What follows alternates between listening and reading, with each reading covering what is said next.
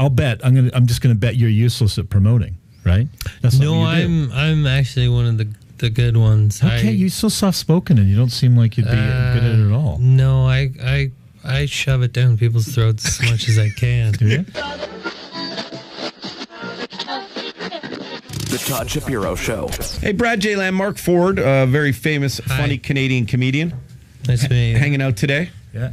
Brad, you good? Do you go to stand up at all? I said nice to meet you, and he didn't. He said yeah. I just want to say if the rest of the interview was a bit awkward. That's Brad Lamb's code word for very nice to meet you. Oh, okay. I'm a man of few words. I appreciate it. Yeah. Welcome. It's really nice to meet you. Is it? Yeah. It's nice to meet you too. Oh, thank you. That's all I was looking for. Would you ask me? What was the question? Do you you go to stand-up comedy shows? I fucking hate stand-up comedy. It is the biggest piece of shit entertainment out there. You're joking. No, of course I'm joking. Okay, phew. Oh, okay. No, I love stand-up, man. It's one of my favorite things to do. But the Yuck Yucks is kind of the place. Is it still open in Toronto? Yeah, there's a couple I think Yuck there's one Yucks on Richmond Street, right? I think technically it's still open. Yeah. I used to go to stand-up. Are you not a big Yuck Yucks guy anymore, Mark? No, I'm not a huge fan of what they do. Well, because they own their talent. And it's a terrible way to be. I don't agree with that either. Especially in this day and age, you can never do that. Yeah, People they don't take care of their talent either, or their rooms, or their. Okay. Yeah, no, that's the thing. That the experience. You had a bad experience. Not a bad experience, but it's very formulaic, and I of course heard that before. But the thing is, it doesn't seem to me that many opportunities to go to stand up in Toronto. I might be wrong, and maybe I'm just missing them, but. Yeah, you're probably just missing them. But the comedy bar is great at Ossington and Bloor. See, I didn't if you ever want to see something different, and also they bring in a lot of great American talent that's not mainstream. Right. So I would check it out. And they have shows 7 days a week. Comedy bar, Ossington and Bloor. What are some other great venues, Mark? That's it. That's the one. You got ownership stake in it, or no? I don't actually, and I don't really promote anything ever, so it's weird. But no, that's the one I would go to if I was going to go see something, because I know I'm going to see something different, or I'm going to see at least people taking risks. They do sort of do a lot of kind of pop-up shopping now type of stand-up comedy. Like say the Drake will do a night and things like that. There's that stuff too. There's the Drake and there's the Alt Dot and there's the, there's tons of those shows too. Do you like the feel of that for comedians where it's not a room that's sort of built for stand-up? Do you know what I mean?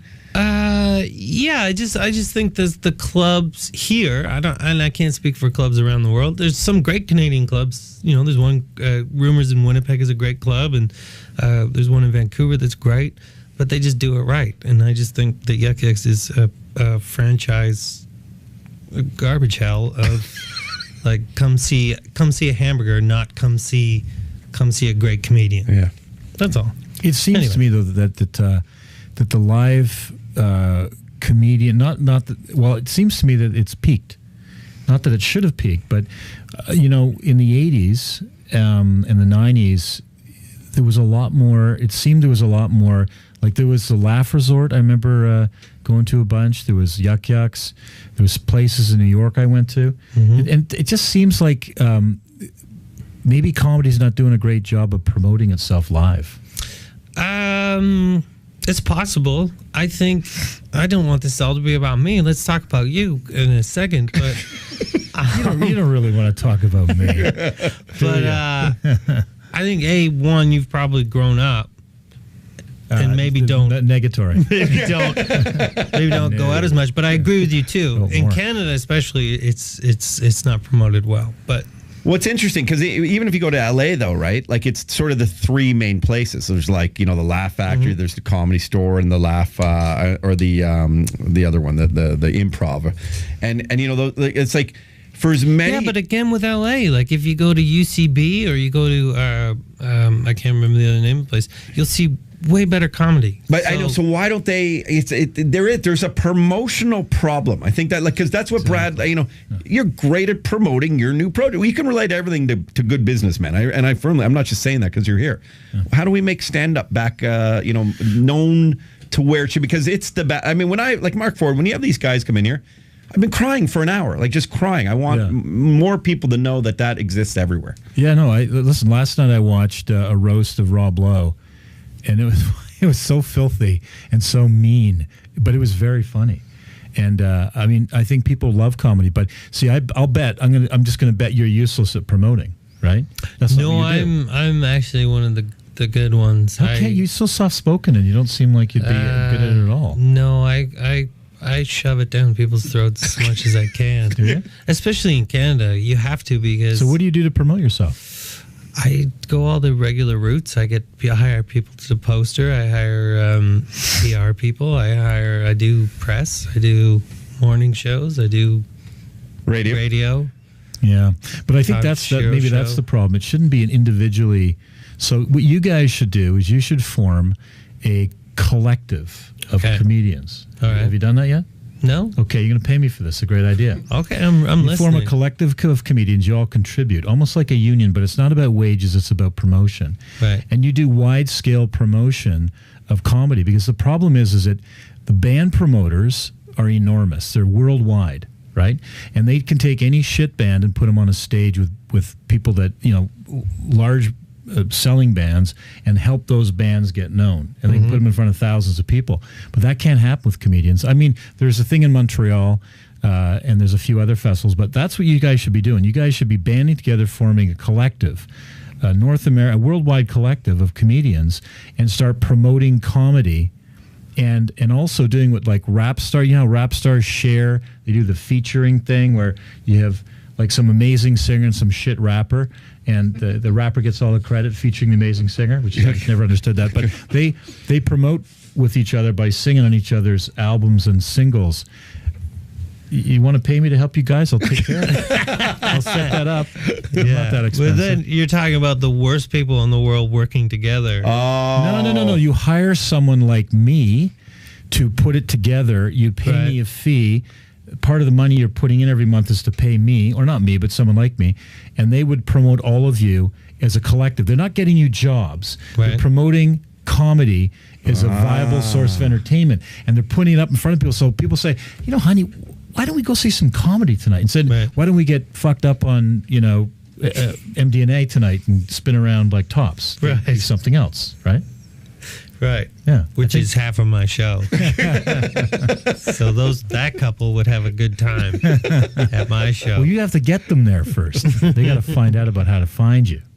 Well, I mean, you've been on Ferguson, right? Yeah, I've been on Ferguson a couple Late times, Show. And John Oliver, and I mean, I've done okay with my career. It's what, but it has I'm well known around the world except Canada, where I'm from. That's fucked. Yeah. So okay, that's part of the problem. We talked about this last time here. We were very angry by it, Brad. Maybe you can help us here. Canada doesn't want to help Canadians really until they find out you make it somewhere else, and then they kind of be like, oh, they're our own. How do you work around that one? Yeah.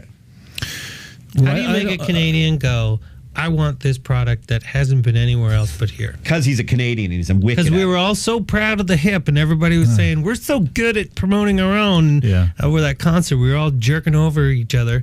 But I think most small countries that don't see themselves significantly in the world stage suffer from the same thing. I don't think so. Because I was just in Australia. They support their own. You cannot. They're fucking mental over there. You can't count that country. It's a special country. What about Sweden or Finland? How many funny people come out of Finland? I don't know, but the comedy boom for bringing English-speaking comedians over there is huge. Yeah, but they're not promoting the Finnish comedians because they're not funny people, probably. I don't think that's necessarily true. I think Canadians do support Canadians. I think we do. In the entertainment scene, you can't just say that, though. Well, I'm not just saying it because I think it's true. I mean, I think you have to realize we're a small country separated by massive,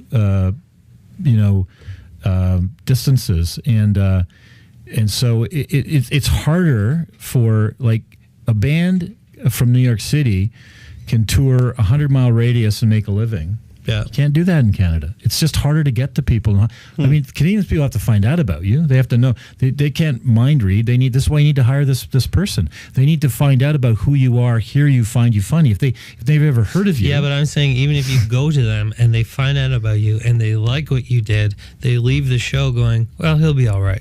It's a Canadian.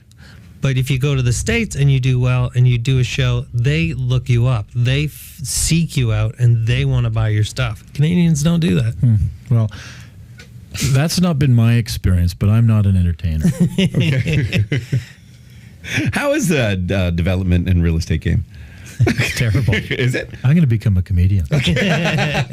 Would you ever try that? I'm going to grow a beard. Does that help? Does that make you funnier? Yeah. Yeah, I'm going to grow a beard. You kind of got some scruff going, actually. I haven't shaved for 3 or 4 days. Haven't felt like it. Are you angry? Are you angry at stuff? No, I'm not angry. Okay. I don't like shaving. I find it, my face doesn't like it. That's a good joke. I've complained about razors before. Yeah, we're talking about razing. Fucking racket in the world. And, But your head does? well, you know, my head loves it. You know, my head is insensitive. Really? And my face is sensitive. Sensitive. Yeah, it's weird. My head loves being shaved. Wow. I can shave in the dark, but my face is very finicky. This is material. Seriously, my face, I have to moisturize it twice a day. Really? I have to. My face needs it. Bilal's got to do it 100 times a day. Bilal's in rough shape over there. Would you ever? I mean, you've accomplished so much in your life, Brad. Tons. That's awesome. Yeah, I'm amazing. Would you ever? I'm joking. Would you ever try stand-up comedy? No, I don't think so. What a challenge that would be, though. I think it's the hardest thing in the world. Not the hardest thing in the world. I think there's harder jobs, but I think getting up on stage and trying to be funny, I think, is terrifying. I think it's very difficult. Trust me, I've tried it 3 times and literally been carried off. All through. Well, the first time I was okay when I originally met Mark, and that would have been in like 2001 or 2. And when I met Mark, I mean, I brought him up on stage, and he did a funny set and probably made fun of me a little bit. But it is really amazing. You know, and I I'll use this sort of stark contrast of a very confident businessman, okay, Brad Lamb, who does very well for himself, and all the reasons for it, because the product speaks for that, for what he does. And by the way, that TIFF lounge that we're doing at Theater Park, bro, we'll talk about that in a second. That's like that. I at 45 floors up on King Street, you're higher than planes. Like, you watch the planes land. And there's something so magnanimous about it, like that feeling. You're just like, wow, and it's peaceful. It's like the heavens. Anyway, it's so beautiful. Thank you. Starting tomorrow, but you look at comedians, and they do things that literally, and this is what my friend Jamie Masada says from the Laugh Factory, which I find so amazing. He's like, there's probably maybe 100 people, literally 100 people consistently who can make people laugh. Like, consistently, night after night, for a career, for a living, do it for 30, 40, 50 years. But a lot of the time, you guys are, you're a bit self-deprecating, you're a bit insecure. We were talking earlier about your question.